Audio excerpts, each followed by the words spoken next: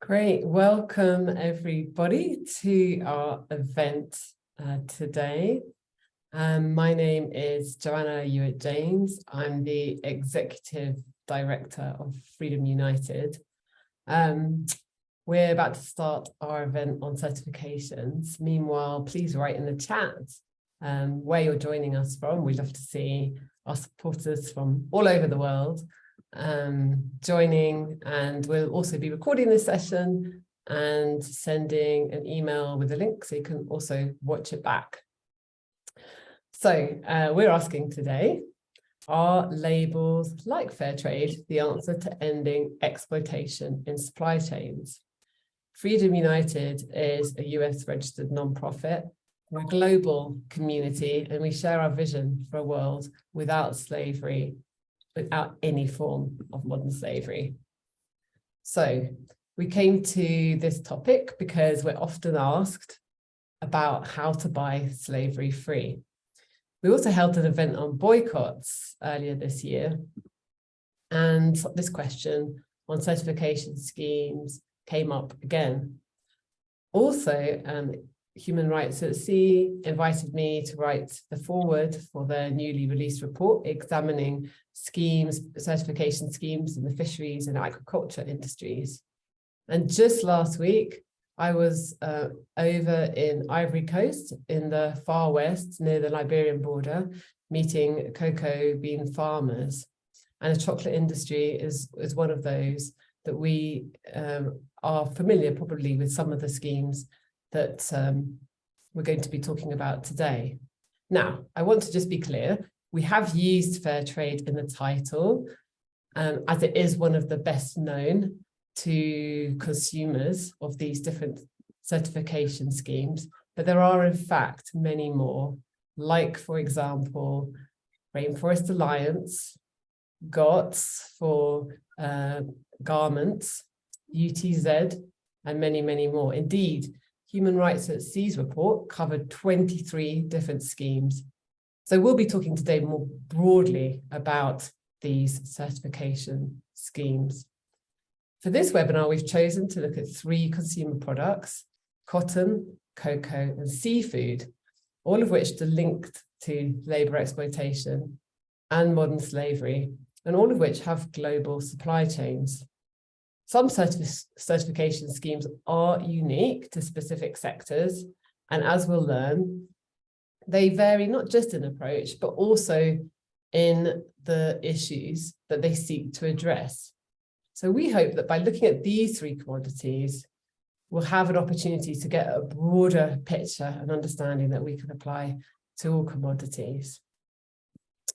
So in welcoming you and our panel, I'm going to first introduce Monica, our senior campaigner, who leads our work on cocoa and also our campaign for stronger legislation on corporate accountability. Monica will introduce our speakers for the panel discussion, after which we'll have time for a Q&A session. So if you have any questions during the conversation, please do put them in the Q&A button at the bottom of your screen. If you enjoy the event, please consider making a donation to support Freedom United to bring you more like these. And also, if you post at all about it, please tag us at Freedom United HQ. So over to Monica, our senior campaigner at Freedom United, to introduce our panel discussion. Thank you. Thanks very much, Joanna, for that introduction, and thanks to everyone who is tuning in from all around the world today for what I hope will be a very interesting discussion.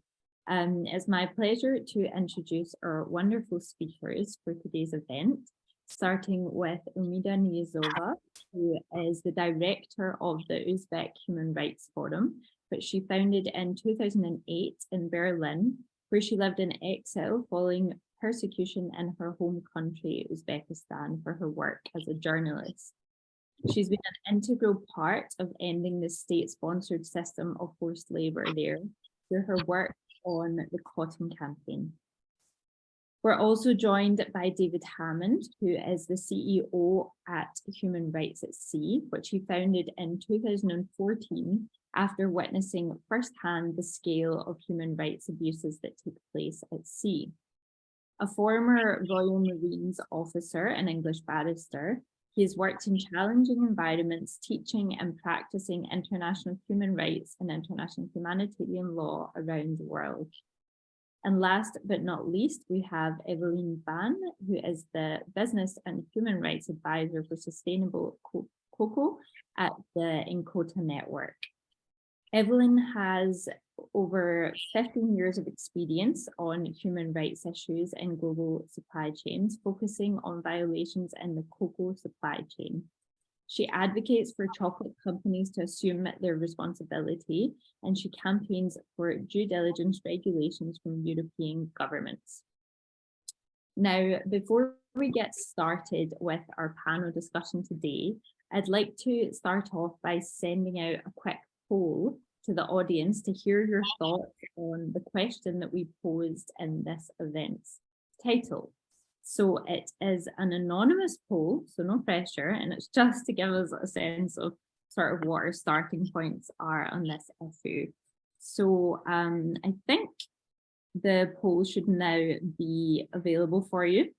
So I'm just going to give you a minute to read the question, and then we'll take a look.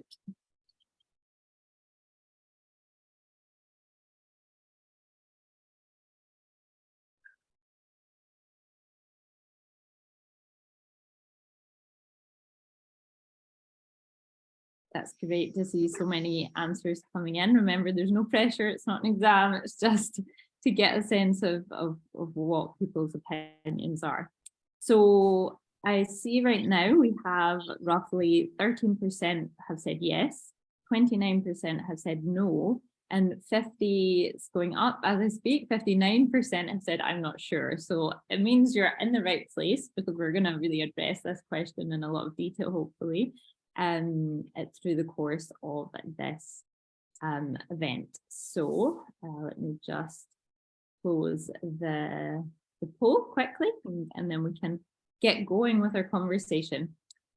So as Joanna mentioned, people in the Freedom United community often ask us about certification labels and whether they mean products were made without the impact of modern slavery or major environmental harm. And it can be quite confusing for consumers to navigate and interpret all the different labels that are out there. So I thought we could maybe start off by just sort of setting the scene for the cases of cocoa, cotton and seafood. I'd like to come to you first, David, if that's okay, and just ask you to give us a very brief overview. I know this is a big question, but just a brief overview of what some of the main certification schemes in the seafood sector are, and maybe what they focus on, just in a nutshell. Thank you, and I appreciate the opportunity to speak with my fellow panelists today. In terms of the maritime environment, I won't talk about sectors, I'll talk about the maritime environment. We've really focused on the fisheries and aquaculture sectors. As was highlighted by Joanna at the start, we've recently issued a report on updated data sets, and I've put the link into the chat for everybody to go to. There is actually a dedicated page with the released data sets at the first round of review. And what we've done at first instance is look at what is out there against set KPIs, and those are very subjective KPIs to the views of human rights at sea as a civil society organisation. The scope is very wide, and of course you have the big players in there from both aquaculture and on the fisheries side.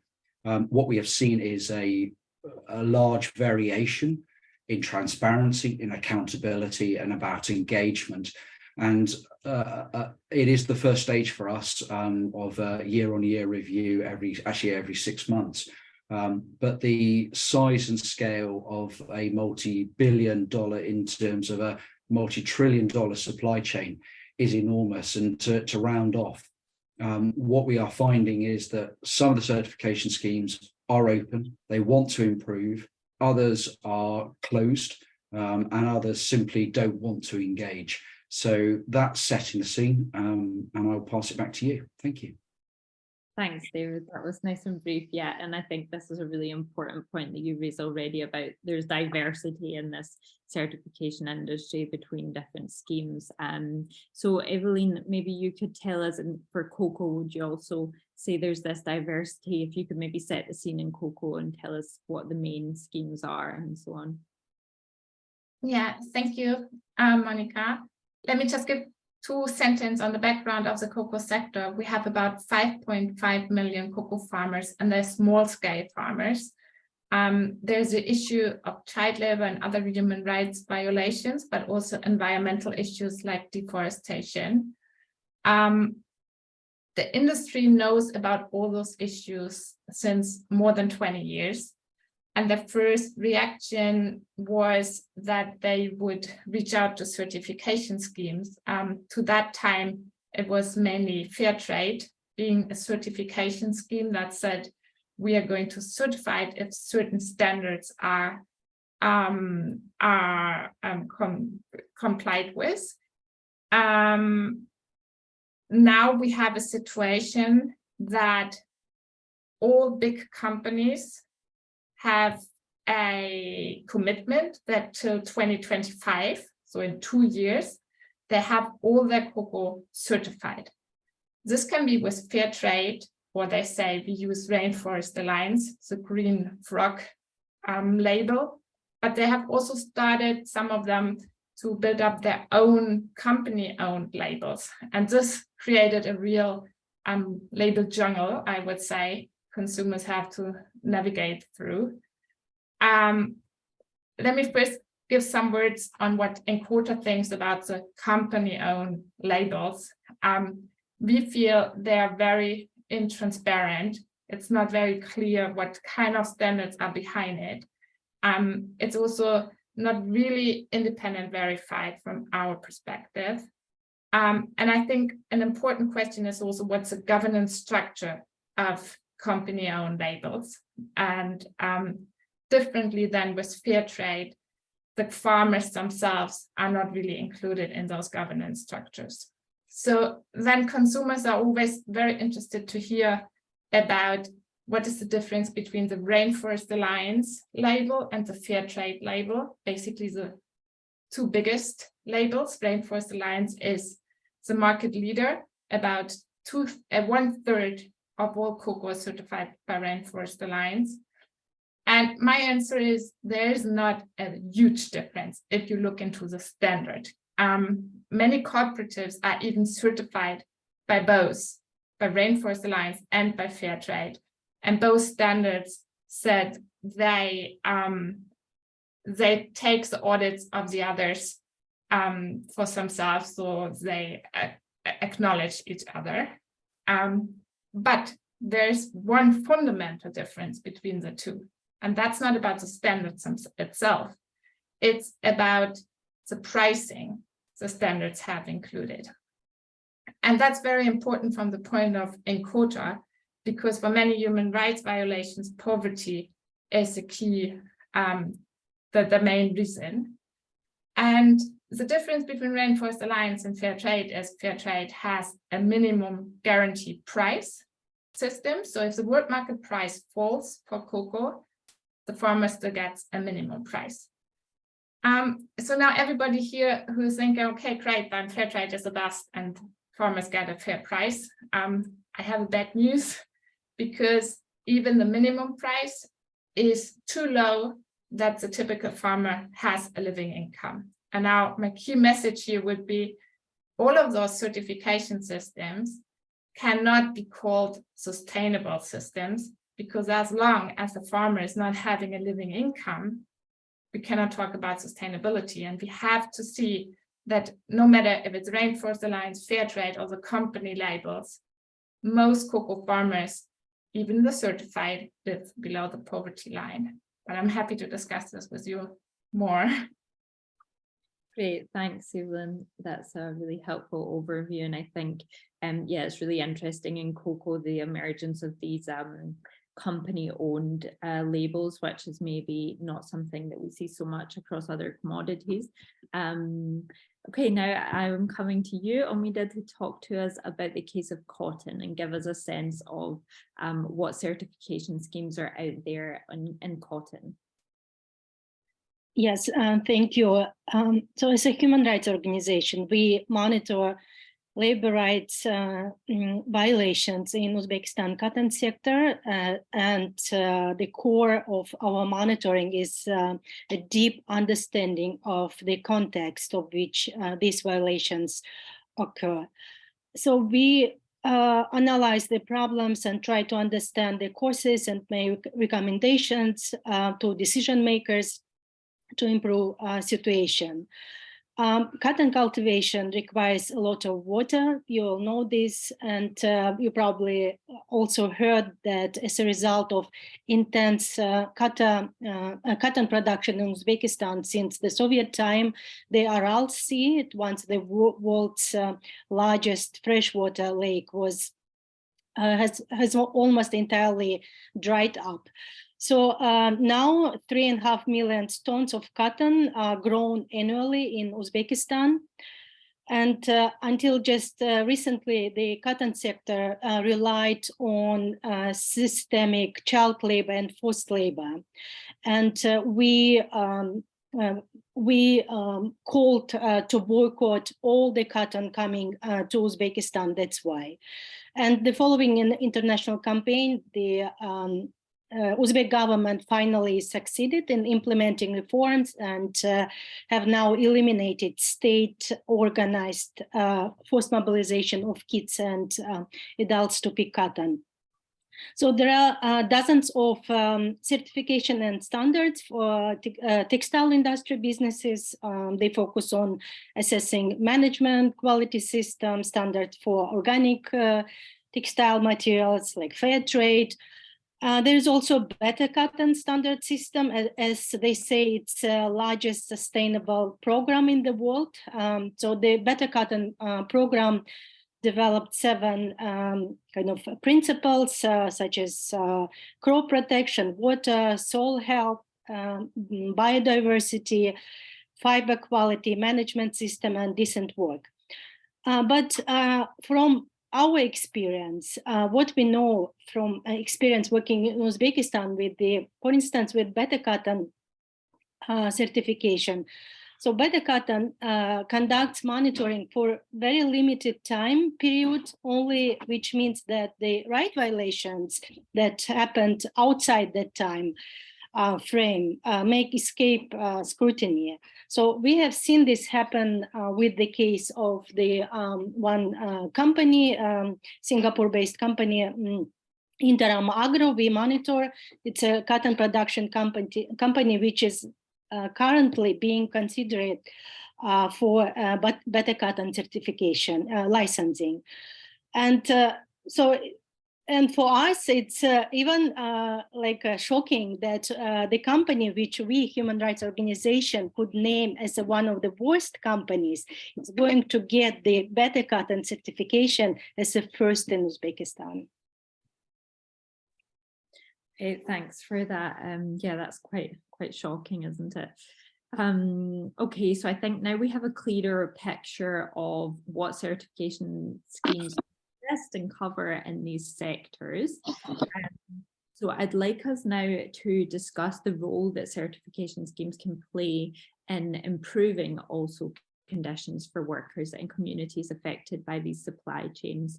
So Evelyn, you already touched a bit on this in your first answer, but I'd love to hear your take on this for the cocoa sector.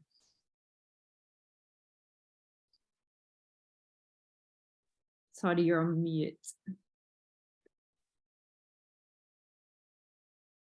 I think it's also to look at it from the farmer's perspective, right? Because if I argue the farmers still live in poverty, then you might think, okay, so why do farmers get certified? And I think if you are very, very poor, you appreciate any benefit you receive. So if I have talked to farmers in Cote d'Ivoire or in Ghana, what do you think about the certification schemes and why are you certified? And they say, well, we appreciate the support, like trainings, in-kind support, Also, being member of a cooperative is also very valid for them. It gives them also market access. And if you are very poor, you also appreciate the premium you receive. So it's still a benefit for the farmers to be part of a cooperative. Right now, it's also for farmer in Côte d'Ivoire being certified by Fairtrade. They receive a higher price for their cocoa than the farmers certified by Rainforest Alliance, because the minimum price system from Fairtrade currently kicks in, because the world market price or the farm gate price that's guaranteed to them is very low right now. So it is better than nothing, I would say. If it comes to the whole question on human rights, it's also that farmers are more sensitized for what are good practices, what can we do, and they are supported to find out ways if there's an issue in their community and how to tackle it, because they get the support from the certification schemes. What should the certifications do to push the sector forward? I think if they want to claim themselves to be really sustainable, then they have to take the companies accountable to pay a better price, because how can a farmer comply with all those obligations to do good agricultural practices, no child labor, etc., if they don't receive a fair price? And I think that's the point where I would say Fairtrade needs to increase the minimum price, and Rainforest Alliance has to start really thinking about how can we include in our system a pricing mechanism that makes sure farmers can have a living income. Great, thank you for that. Okay, Omida, if we can come to you on cotton, if you can tell us in what ways you think that certification schemes in the textile industry can push the industry forward on issues related to human rights and labor rights. Yeah, now when the child labor and forced labor in the cotton sector of Uzbekistan it's not the main problem, but we see that exploitative relations between farmers and textile companies are increasing, and now farmers are obliged to grow cotton for companies they've been attached. And I mean, it's perhaps possible to do an audit of the chemical composition of cotton, but if we, on Uzbekistan's experience, we see that if the cotton, even free of some chemicals, the labor rights problems remains, and there is no guarantee that the organic cotton has been grown without human rights violations. And I mentioned the case of Indorama. So in 2016, Uzbek Forum, we filed a complaint with the International Financial Corporation against Indorama, which was in receipt of a loan to develop textile production in Uzbekistan. At that time, child labor in the cotton harvest was a massive systemic scale, and Indorama failed in its due diligence to ensure that there was no child labor in its supply chain. But later, in 2018, Indorama received like thousands hectares of land from the state, and the land was illegally seized from farmers. And again, the company received further funding from IFC and European Bank for Reconstruction and Development to modernize its cotton production. So over the past years, we have been documenting poor working conditions, attempts to destroy the independent trade union at Indorama company. And still, Indorama is being considered for Better Cotton certification, despite clear violations of the Better Cotton's decent work principles. So this naturally raises a big questions about better cotton approach and other kind of certification schemes and verifications kind of problems. Okay, thank you. So that's very clear that better cotton and other schemes in cotton need to be doing more to raise the standards. So yes, and David, what about in the maritime context? How can certification schemes push the industries forward on these issues? Thank you. I'm going to start with framing the answer to say that from our experience and obviously experiences of many other NGOs and civil society is that time is simply not on our side to continue having this debate, certainly for victims and their families. So effectively each day that passes without reporting, both either internal or public reporting, investigations or remedies, means that there's another day passed for victims and those people who generally do not have a voice or have access to unions or unionization, that they're going to suffer. In terms of the improvements, well, the position is very polarized in the maritime space. It's obviously industry driven, and which is then driven by consumers asking for that level of assurance that when they pick a product off the shelf to consume, that it doesn't have any form of human or labor rights abuses attached. But that polarization is simply quite binary. There's either a need for certifications, or certainly the ITF has very recently on the 1st of March spoken to the retailers in the UK and said that certification should not be used in any way whatsoever because it stifles and prevents worker voice and worker engagement. But the question is, what are the options? At the moment, there are many certifications out there. They've traditionally been focused on environmental sustainability. And from our position in our report, it's very clear that human and labour rights abuses monitoring reporting is a simple bolt-on seen as an afterthought, which of course I would hope we all agree is wrong.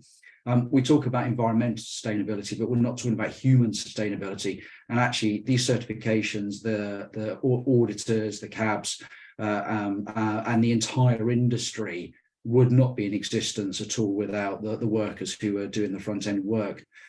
There are certification schemes that are better than others, and our report has started to highlight that, and we're going to delve even deeper in the coming months.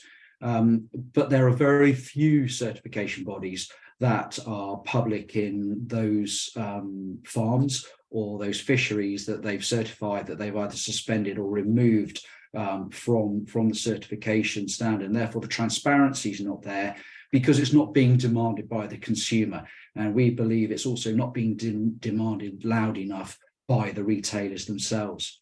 The other thing is that, as we all know, audits are probably worthless on paper because they have a set number of requirements, and those auditors are known when they're going to arrive, and they are in many respects conflicted for the people they audit for, because if they do find egregious human and labour rights abuses and start reporting it, it's likely that they're not going to be instructed. So that conflict of interest is a major issue. And then to round off, we certainly see, say, some organisations and some bodies who are wanting to improve their engagement with worker rights, with worker-led solutions. But very rarely do we see workers themselves actually being involved in the senior management and hierarchy and design of these certifications. So certifications for us in the seafood sector, across fisheries and aquaculture in particular, are quite nascent in their development and their outlook. And I suppose the headline for us is the jury is still out. Great, that's clear, very clear.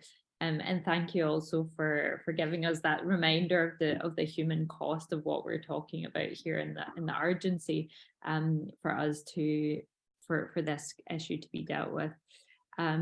So now we've seen that, you know, there's a variety across the different commodities, but clearly certification schemes can play a role and be beneficial in at least reducing exploitation in supply chains. And I think I already know the answer from all three of you on this question, but is it currently enough for companies in these sectors to be fully certified? Or as I assume your answer is going to be no, let's go a bit further and then say, what else should companies be doing to really be able to call themselves sustainable or ethical, or this human sustainability that David was referring to? Amida, let's start with cotton, if that's okay. What more do you think companies in the textile industry and companies using cotton need to be doing?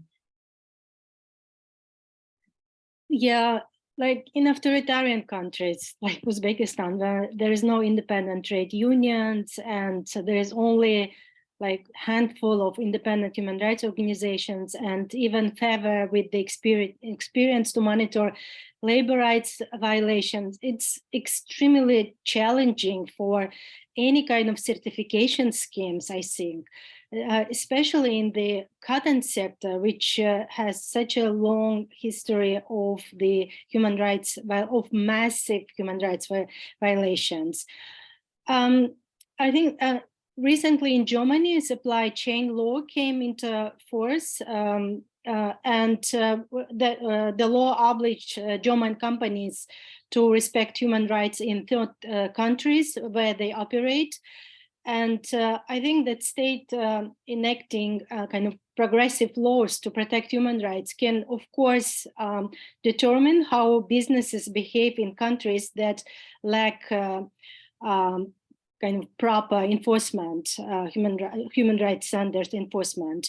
And of course, responsible businesses often have more influence than anyone else in non-democratic countries, and are in position to urge governments where they operate to respect human rights. And there are a lot of German investments, for instance, in Uzbekistan textile and in Uzbekistan economy. And we really hope that this law maybe could help to improve situation. Great. So it's really about businesses also using their sort of power with the government to call for due diligence laws. That's an interesting point. Thanks. Okay, maybe we can go to David next on this one.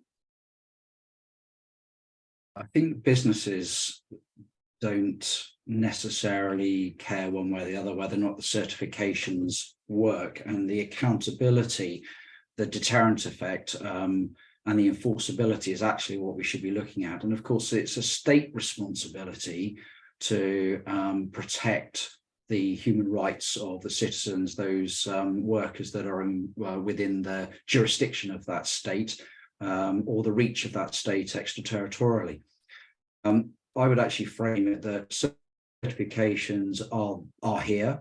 They're not going to go away, despite the calls for them to be disbanded. The realities are that until states start stepping in and we start seeing state level requirements in national and international legislation for human rights due diligence that is enforceable, then we're going to be in this environment where certifications, which are actually businesses, although a lot say they're not for profit, but they are businesses making profit, and I'll come on to that point in a moment, are just going to continue to exist. Businesses, therefore, are going to fulfill their requirements for their suppliers. And actually, I think the power here, again, I mentioned earlier, is with the retailers pushing certainly at national and regional level. So, for example, European Union, we hope forthcoming legislation for mandatory human rights due diligence.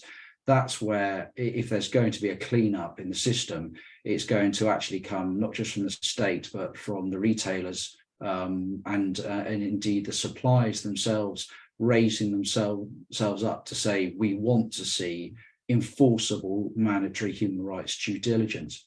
The point I wanted to just go back to is, in the UK, a lot of certifications are actually registered under the charity, the UK Charity Commission, under UK charity law as a charity.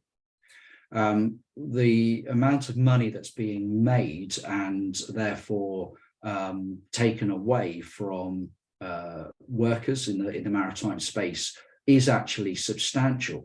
And what we're not seeing is the level of investment back into those communities with the profits that are being made. And actually, I would use this forum to call for a review, certainly from retailers, of certification standards, the profits that are made and what is actually happening with those profits, and not for them just to be reinvested in the certification standard to make it better or glossier, or just to have a couple of projects that tick the box.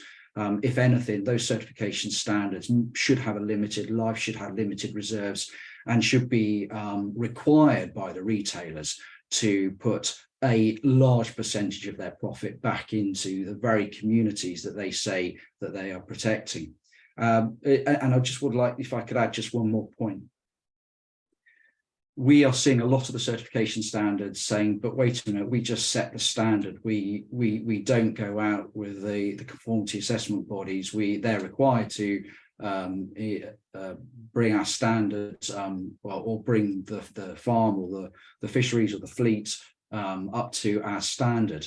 But there is a distinct lack of ownership of any abuses, of recording those abuses, and then actually doing anything about those abuses. And just adding on a piece within an audit that you need to check that there's no child labour or forced labour under the ILO forced labour principles is simply not enough. Thanks for that, David. And that's a really interesting point that you bring up as well around the profits and the governance of these certification companies. Or charities. So Evelyn, maybe we can also now come to you on cocoa. I know there have been, just to reflect on the point that both Omida and David have made around companies' role in calling for due diligence law. I know there have been some calls from the chocolate company industry for due diligence law. So I'd love to hear your thoughts on that, but also more broadly, what you think companies should be. Do you think companies should be going beyond certification, and how? Yes, thank you, David. I fully agree with you. I think we have to have probably a bigger impact if governments start having regulations that make companies responsible to fulfill human rights due diligence. And I think that's the key issue about certification schemes. The perspective of a certification scheme is, what has a farmer to do different? As a farmer has to comply with human rights, the farmer has to do better agricultural practices, the farmer should not have child labor, the farmer should not deforestation, the farmer should not use this and that pesticides. Everything all right, but who's looking what companies have to do different? And that's not in the certification scheme. They only look into what does the farmer have to do different. And I think we have to look into purchasing practices of companies. And one issue I see in the cocoa sector, we have like a lot of talks in the cocoa sector on sustainability, a lot of conferences and workshops and how can we get to a sustainable cocoa sector. But with whom do we talk there? We talk with the CSR people. We don't talk with the people from the purchasing departments. If we're happy, we talk with the CEO, but then he's delegating the whole issue to their CSR department. And I think if we want to really change something, we have to talk about purchasing practices of companies and see on how that is leading to unfair trading practices. And in the end, I also believe certification systems like Fairtrade and Rainforest Alliance have to shift to look much more into what do we ask a company to change in their purchasing practices in order that this company can use our seal, our label on one of their products. I think that would be a very important step. So now I'm German, and I'm very happy we have one of the first countries having passed the human rights supply chain law. It's just started in January this year, and we already see that companies really reacting on that. one example for the cocoa sector is, if I asked like 5 years ago, where does the cocoa come from? Companies really said, we don't know, somewhere West Africa. Now, if you want to fulfill your human rights due diligence, you have to know where your cocoa comes from. And that's something we see already happening, that companies really start building up traceable supply chains. And I see a big opportunity here to take them more accountable for what is happening in their supply chain. Great, thank you so much on that point. So my next question was going to be around the role of governments, but I think we have already all touched on the role of governments when answering that last question. But I do think it's such an important point here, as in, you know, we're, as consumers, you know, pulling our head out in the supermarket aisle saying which seal do I want to buy, when actually we need to also look to governments to be taking the responsibility for sorting this issue out for us, or helping to sort out this issue for us. So yeah, I do want to give us a little bit more space for that question. No worries if you think you've said everything you need to say on government's role in ending exploitation and supply chains, but I do want to just do one last round on that in case you want to go a little bit deeper into the topic of due diligence law or other ways in which governments can be involved. And Omida, I think the case, obviously you haven't worked on the case of state-sponsored forced labour, and I'm sure you have lots to say on this, so why don't we start with you then? Yes, I think that it's clear that it's a state policy. It's is fundamental in promoting decent labor rights standards. And so in Uzbekistan achieved, as Uzbek activists say, historic and even revolutionary changes in the cotton sector, because it was the state policy changed, because the massive forced labor issue was different than, let's say, in the countries like, I don't know, India and Bangladesh, where there was other reasons for the forced labor. And in Uzbekistan, it was government organized. And of course, for the government, it was easy just to stop, to mobilize kids and adults to go to work for the government. Of course, there was a lot of international pressure behind this, and especially calls to boycott of Uzbek cotton, and more than 100 retailers and different kind of international companies, they joined this boycott. But nevertheless, at the end, it was the state who decided to stop using, let's say, kids, 1 million, we're talking about 1 million kids who were forced to go to pick cotton every year. And yeah, of course. And I just wanted to, before I forget, mention that after the German supply law chain came in force, we also starting to receiving some calls from some of the German investors who were asking us about the conditions, about the situation with the labor rights situations. And it was, honestly, it was the first time when businesses, when companies came to human rights organizations and asked about this. So I think that it's very important that the states like the Germany and European Union will definitely adopt this kind of progressive laws to to support labor rights and to avoid labor rights violations in the countries, in the authoritarian countries. Thanks. Great, thank you so much. Evelyn, maybe you want to add something, I don't know, maybe also about the EU law or something else on how governments can play a role in ending exploitation and supply chains. Okay, we have talked now about the due diligence law in Germany, and there's a process right now on EU level to have a regulation on EU level on a due diligence law. I think that's a very important step.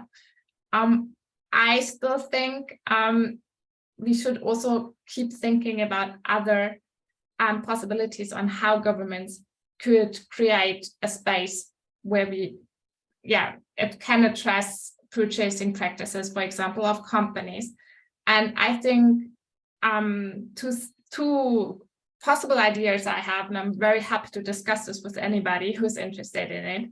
I think we have to talk about competition law, because like I said, pricing is a very important issue. But every time we come and ask companies, let's talk about pricing, I just saw in the Q&A, somebody said, can we have a pledge of every company to pay a certain price? They will tell you immediately, oh, that's not possible because of competition law. So I think here governments have to jump in and create a competition law that allows that this kind of initiatives can be done. Then the second thing is I find very interesting in Spain and France. I don't know if somebody is here from Spain and France. There are laws that prohibit to pay a price for a product under the production costs. And we know in cocoa farmers are not even able to pay to cover their production costs. I think that's very interesting to look into that and how that works. And if anybody here has from their country experiences other ideas on how to use legislations to address global supply chains or purchasing practices of companies, or if you have some crazy idea, I think everything is welcome to look into it and see what comes out of it. I mean, 20 years ago, when I started to work in the NGO industry or sector, everybody said, no, we will never have a human rights due diligence law. And I think, we're here now. I mean, with all our work, making those cases published, the governments were forced to react. And I think we can change something.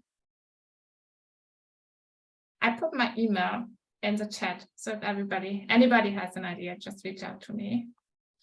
Great, I love that. Thank you so much, Evelyn. And David, finally over to you on the topic of governments and their role in ending exploitation and supply chains, if you had anything to add. Well, the exploitation is going to be prevented and reduced when we see effective enforcement. And with enforcement, I'm talking about certainly state level prosecutions of abusers, and criminal prosecutions are invariably public record.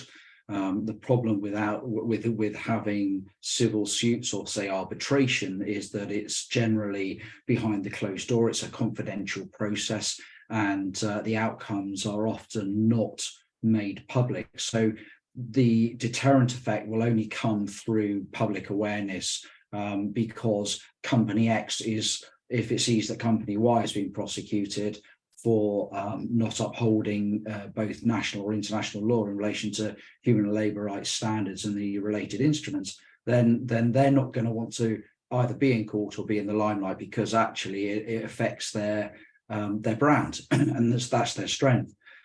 The other thing is that what we are seeing, particularly in the fisheries sector, is states stepping in and actually enforcing human and labour rights standards within licensing conditions for foreign fleets coming into coastal states, seeking the licenses to operate within their waters within the economic exclusion zone around that coastal state. And that's increasingly being effective, because if the licensing conditions are breached, then the license can be withdrawn, and therefore as soon as that's withdrawn, you have no product being fished from the sea. There is no output, and it therefore hits the company and that part of the supply chain financially. The other part is that lobbying of governments by the sectors that we're covering is extensive. A huge amounts of money are used in that lobbying function, and what we're seeing is that sectors are setting up so-called NGOs, which are frankly just a whitewash, because they are interest groups that are given either a charitable status or an NGO status, and are actually part of the problem because they are only representing the interests of industry. And therefore, I think governments need to take a much stricter approach, both the flag state, the coastal state, and indeed port state authorities, to the recognition of those NGOs and those civil society organisations that are actually corporate fronts. And then finally, what I'd say is when we're looking at governments holding holding individual companies accountable, I think they also have to hold certification bodies accountable.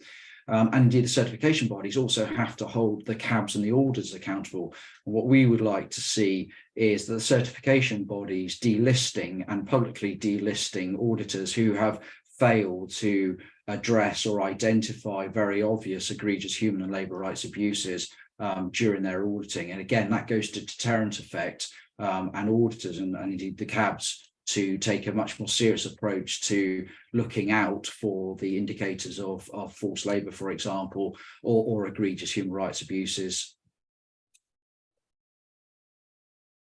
Brilliant, thanks, David. I think that's given us a really good sense of how different actors need to step up.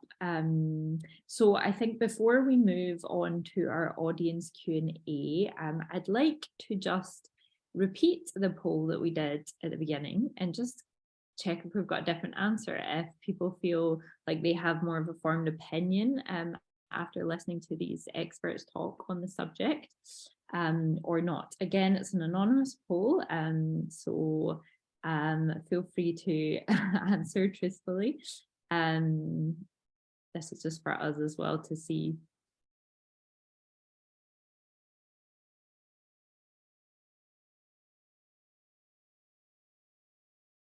Okay, lots of answers coming in.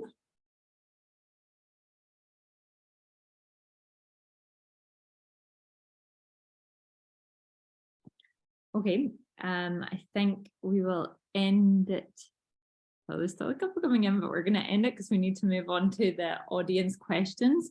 But if you see the under, I'm not sure, we've gone from 59% to 37%. So I would say that is a success. That means that we've presented lots of valuable information to help people sort of form their opinion on this topic. So thanks very much to our speakers for taking us through how this works in different sectors.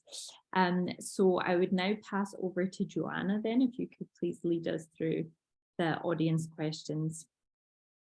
Thank you so much, Monica, and thank you very much to our speakers for that real deep examination of 3 sectors and certification schemes. Now, we have received quite a few questions from those who've sent them in advance as we invited, and of course during the event.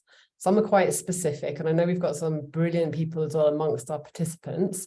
So if you actually know the answer to a question that you see, do feel free to answer it yourself as well in the chat box. And for those of us who are with us live, I'm hoping to be able to unmute you so that you can ask the question yourself.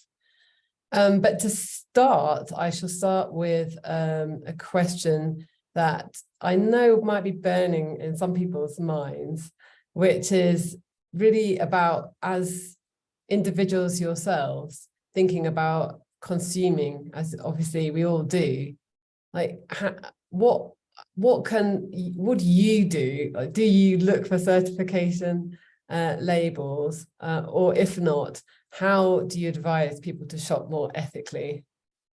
So I'm sorry, I didn't address the person I will start that question with. So I would like to ask that to Umida.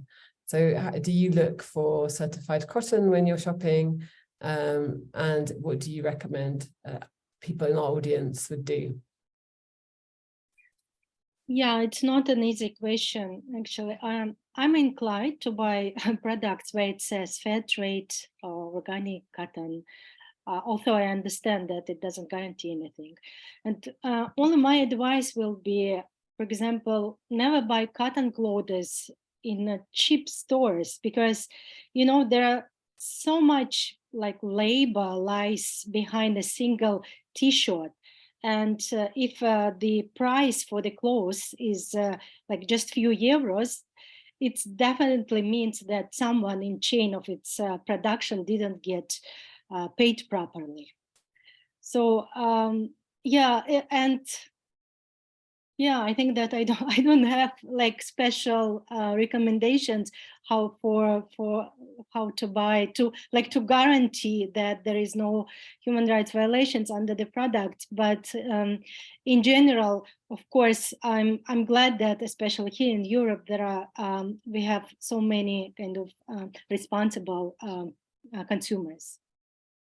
Thanks, Umida. I think what we've heard just through the presentations is that quite clearly a guarantee is unfortunately elusive and not possible to find. So giving yourself a better chance as a consumer is one thing, but guaranteeing is quite different. And I think that's really pertinent, Evelyn, when we think about cocoa, right? Because as you mentioned, you know, a lot of farmers, and I saw myself, are just not earning enough for a living income. And there's a question we have from the audience from Lauren. Let me see if I can give you an opportunity to answer this question, Lauren. You could ask it directly to Evelyn, and you'll just need to unmute yourself. Thank you. Sure. Thank you so much. Yeah, I just recently, you know, I've been following this a lot. I know not to trust the certifications, but I'm kind of interested in if direct trade, which has seemed like a good solution to what's taking place, but I've heard it's not really working in Western Africa. And so I run a nonprofit, and we do have our own list of chocolates we do and do not recommend based on country of origin. And we're running into issues on what is really reliable when it comes to Western Africa. And thank you so much for this webinar, and Evelyn, for all of your wisdom. Yep, I also believe that direct trade is a very important step, and that's also having to do with purchasing practices, right? And it should not only be direct trade, but companies should have long-term relationships with cooperatives, so they really get to know them, they know their problems, they can react on their problems. I think, and I'm saying that because I know it's also not perfect, but Tony's Chocolonely's, the company, is a step really in the right direction. They look that they pay a higher price. From NGO perspective, that's not high enough, but it's way more than, for example, under the Fairtrade system. They have long-term relationships to the cooperatives. And I think that's an example for West Africa that is going into the right direction. I would also make one point, if you would ask me about what I look to if I buy chocolate. I started to look more on organic certified chocolate for one reason, because studies show that it really increased that farmers use pesticides in the cocoa sector. And that has to do that a lot of companies pushed farmers to grow cocoa in monocultures. So that's why they need to use more pesticides. And that's also, if we talk about child labor, having an effect on the children, because studies also show that more and more children are in contact with pesticides in the cocoa sector. So that's one thing I'm personally, because I think we need also to have a shift on how cocoa is grown. I think we need much more agroforestry or organic cocoa. Thanks, Evelyn. I think that's really helpful as well to think about the, if you like, the kind of side benefits of organic, which obviously is mostly focused on pesticides, but that's a really useful answer. And thanks for your question, Lauren. Petra has a very closely related question. I'd just like to jump in and ask you to answer too, if Petra would like to ask it live. I also would like to add a little something after you've spoken, Petra. My question was simply, what is the burden of getting certified for a cocoa producer, for a cocoa farmer who is already very impoverished? Thanks a lot, Petra. This is a really important and pertinent question. Last week, I met some cooperatives in Ivory Coast who had explained that they'd gone through a lot of hoops to get certified, and then said that when it had come to the time to sell their product, there wasn't a market to sell it as certified product. So that's just heartbreaking to hear. Evelyn, does that line up with what you understand of the system? Yes. One thing is a cocoa farmer has to be organized in a cooperative to become part of a certification scheme from Rainforest Alliance and Fairtrade. So if a cocoa farmer is living in a very area which is far away from infrastructure, etc., they don't even have the contacts to become part of that cooperative, then it's correct that there's more certified cocoa by Rainforest Alliance and Fairtrade than buyers of that cocoa. So a lot of certified cocoa is not sold as a certified cocoa, and that means the farmer is not receiving the premium. So now you might ask, didn't you just say there's a 2025 promise by all the companies to have certified cocoa? Yes, there is, but they're not going to use all Rainforest Alliance and Fairtrade. There are a lot of companies going to use their own company programs. So I also believe that this is really frustrating for the farmers if they are certified and then they find out, okay, we sell our cocoa, but we just get a regular price for it and nobody wants to buy it as certified. Thanks. Yeah, absolutely. It is incredibly frustrating because, of course, there are standards, which is the whole point of the scheme, and that responsibility does seem to sit on those who are less able to actually maintain or implement those standards. We are going to go on for another few minutes because the questions are great. I think the conversation's brilliant. I hope you're able to stay. We have a question from Josia Ovari. I think, Josia, I can allow you to answer your question. Go ahead. Yeah, thank you so much. My question is that most of the certification schemes are often based on audits. However, like these audits are just looking at one point in time, as we learned today, and I wonder if grievance systems are part of these schemes as well. In cotton or textile, I know from Fairware that, of course, this is a grievance system, but I would like to know also for the maritime sector and for cocoa, if grievance systems where the workers can directly reach the retailers or the brands are part of these certifications. Great. David, can you answer the question on certification schemes and grievance mechanisms? Yeah, I think it's a really great question. From our perspective, grievance mechanisms not should, but must be mandatory. They must be embedded throughout all of the certification standards, but they must also be enacted by the auditors themselves. And that's where I spoke earlier about auditors and auditing firms being held accountable. What we're starting to both see and indeed hear is litigation, not towards the certification standards themselves, but actually the auditors for failure for doing their jobs. It's not mandatory. It should be mandatory.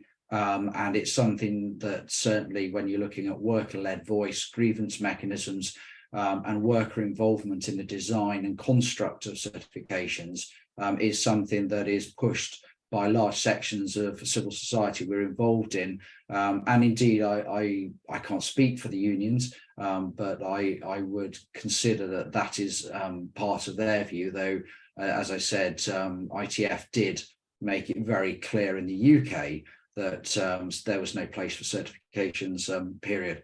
But yes, a good question, and one I'd fully support.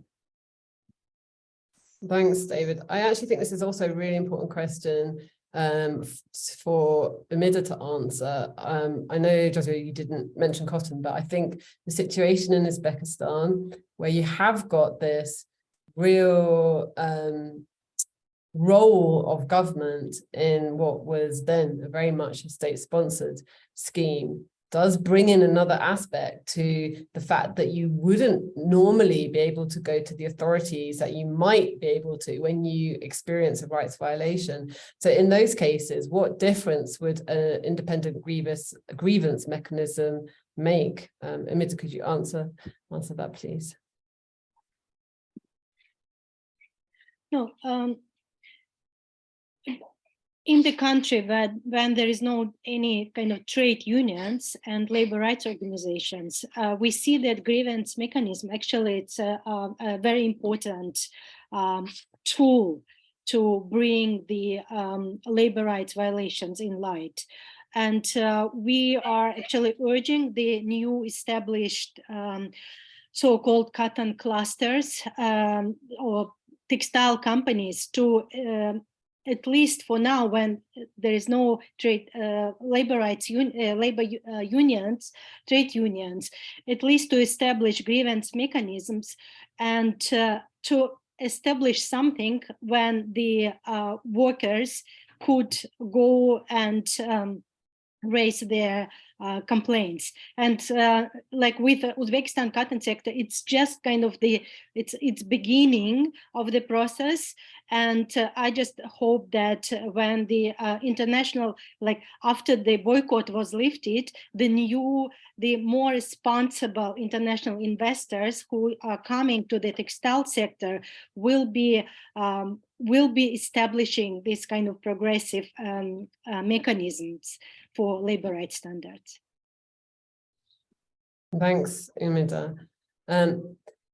Yes, I think that's really important to understand the context, because a very different response is needed in those contexts compared to what we would hope would be a more free environment, at least externally, if not for those who are being exploited. Now, we do know, of course, that one of the big challenges in the seafood and fisheries sector is the isolation that workers face. But I want to also get back to the questions.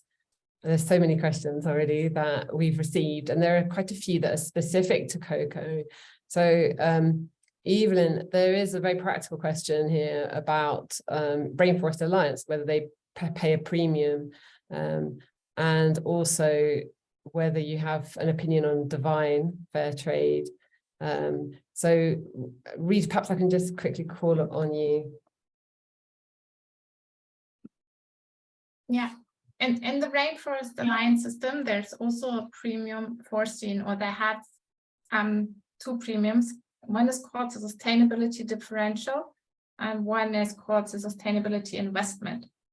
The sustainability differential was set up for Ghana and Cote d'Ivoire for a minimum of $70 last year. What we have heard now from farmers in Cote d'Ivoire is it's not working. It's not really receiving them. They had problems to implement that system. Rainforest Alliance are working on it.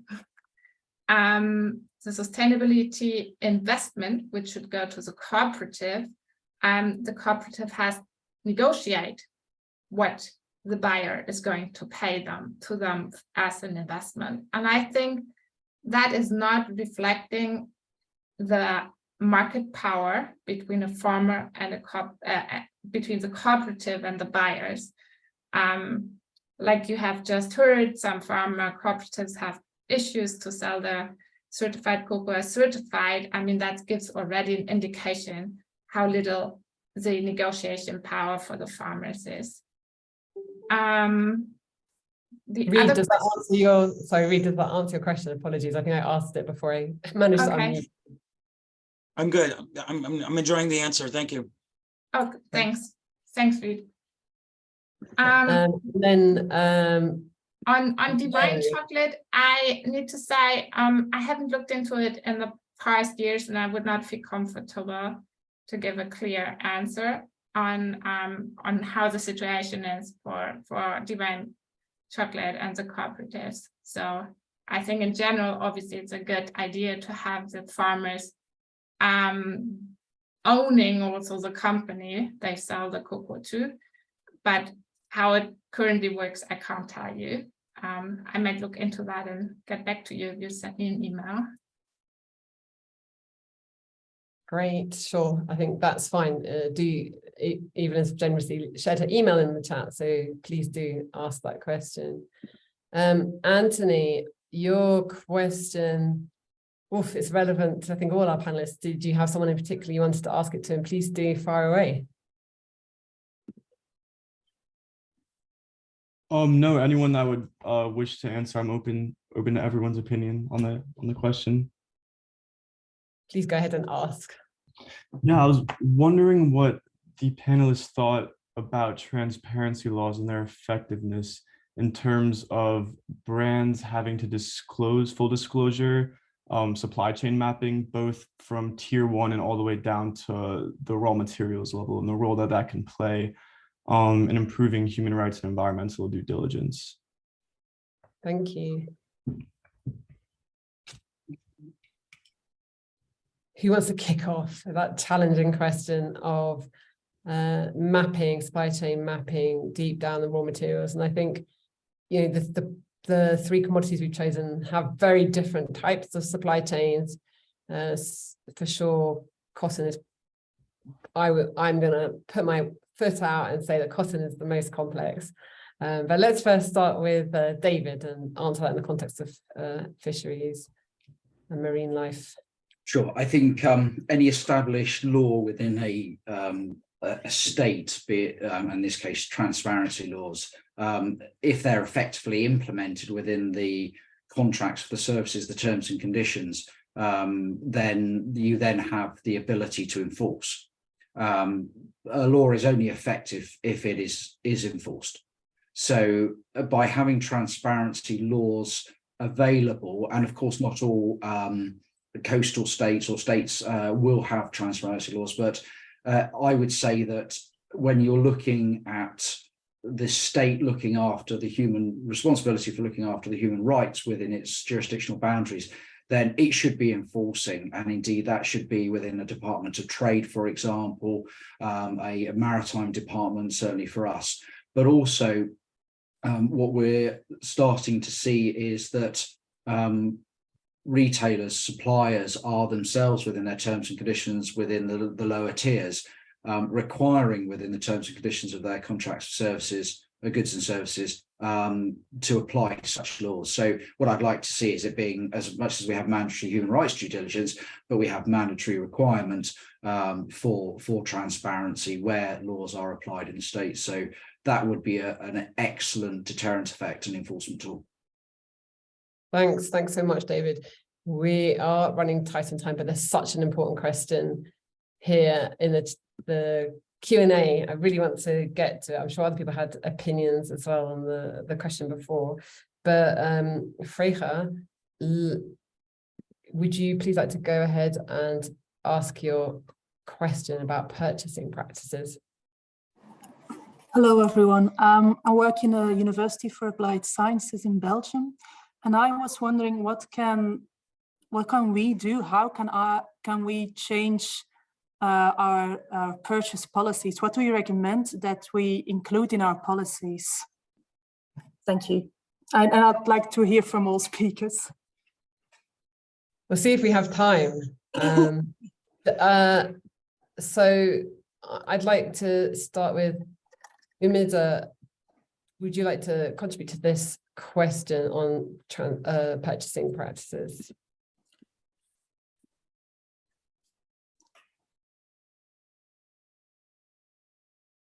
Yeah, sorry.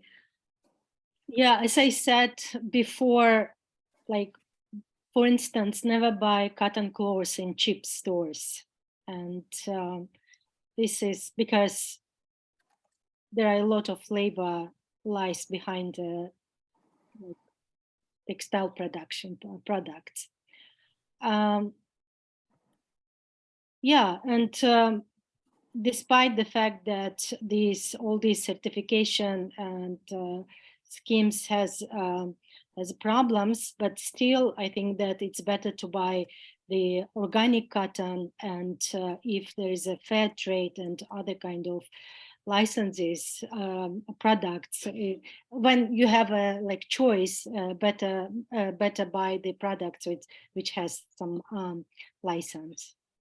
Thank you. Thanks so much, Umida. So as we bring this to a close, I do want to check if any of our panelists have a last comment, because I didn't give you all a chance to speak to the last couple of questions. Please put your hand up. There's a lot that we could talk about for a long time on this topic, for sure. So I don't necessarily expect that we'll manage to answer all the questions. David, please go ahead. Yeah, I wanted to make two quick points. There was an earlier question asked about what would I do in terms of certification labels within the seafood sector. I actually avoid certain certification labels when I'm buying seafood in the supermarket. And actually, if you have the ability to do so, and it's about cost, I insist within sort of circles that I work in, we buy local, we go straight to the fishers, we buy at source. Now, of course, that's not the case for retailers, but we also spend time talking to the producers to understand what all the issues and the challenge they have. And I say we put the money straight into their pockets, avoiding they get the right price for their product. The other one is that just to finish off from my perspective, for us on certifications, as I said earlier, the jury is out. We are taking an evidence-based approach in terms of all certifications we're looking at. So we're not going to burn down the certifications model. We want to give all certifications we are highlighting the very fair opportunity to improve, be transparent and accountable. And somebody highlighted earlier the scorecard. I certainly think there's room in the maritime environment for both ratings and scorecards across fisheries and agriculture. And that's what we will be pursuing. Thank you. Thank you, David. I think that's a really positive and clear call to action for closing this event. That, this is not about just saying that certification schemes are not achieving what we want to see, but actually saying that they could be doing a lot more, and there's a lot more that could be done. And how can we keep moving forward so that we don't see the kind of exploitation that's been described, but that we see, a supply chains where people are treated fairly, they're not exploited. So I want to say a big thank you to all our panelists, to Evelyn, to Umida, to David, also especially to Monica for her work organising and moderating our panel. Thank you to everyone for joining us. If you'd like to see more events like this, please do make a donation to Freedom United, and a monthly donation definitely helps us give certainty for our future. I'll put the link in the chat. If you do put any posts out on social, I'll be really grateful if you tag us. But for now, thank you very much for your participation, for engaging comments. And I hope this leaves you with a lot of food for thought on how we can move forward to the world we want to see. Thank you.